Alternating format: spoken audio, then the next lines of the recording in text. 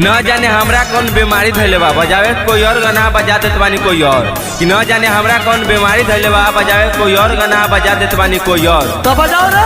हमरा के दिमाग मत सनका बजाना, तो बजा दे बहुत बवाल गाना। ढंग से एगो गाना बजे द पूरा, तनी तनी काहे बजावे लो अधूरा, तनी तनी काहे बजावे लो अधूरा। ढंग से एगो गाना बजे द ना पूरा, तनी तनी काहे बजावे लो अधूरा। जाना मालिक बना सो बजाना रे कहा बजाओ बजाओ बजाओ रे बजाओ चौहान वाला गाना, देखो तनी बजला से करता के माना। बजाओ रे बजाओ चौहान वाला गाना, देखो तनी बजला से करता के माना। अरे धुआं धुआं कर देंगे। बहुत बोला तारा। तीर तलवार का जुग नवा खेलीलाम सिक्सर पिस्टन से, कि तीर तलवार का जुग नवा खेलीलाम सिक्सर पिस्टन से। आरंगबा चौहान है डरीला न कोनो मिनिस्टर से।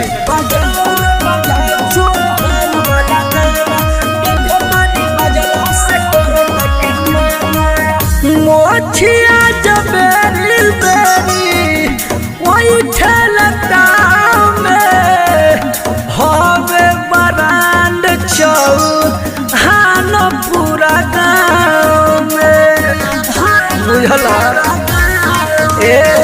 सहारा से हम पूछनी हकी लगल परिचय करावे, नाचे दकाहे बड़ बड़ के बोले लगल हमके डेरावावे।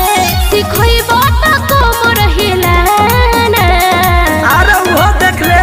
बजाओ बजाओ बजाओ रे बजाओ चौहान वाला गाना, देखो तनी बजला से करता के माना। बजाओ रे बजाओ चौहान वाला गाना, देखो तनी बजला से करता के माना।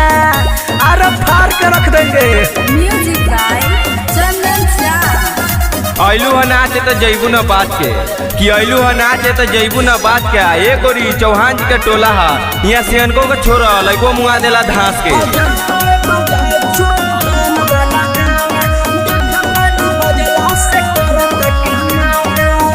जैसे पृथ्वीराज रहले चौहान के शान हो, वो सही चंद चांद हवे सबका के जान हो। बुझलू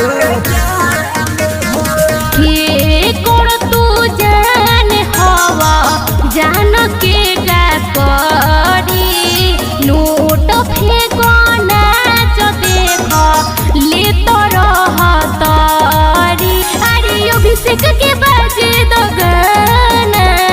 रे सुन बजाओ बजाओ बजाओ रे बजाओ चौहान वाला गाना, देखो तनी बजला से करता के माना।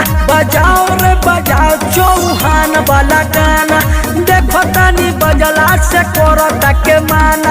केकरा में दम बा। शाद रिकॉर्डिंग स्टूडियो देवरिया।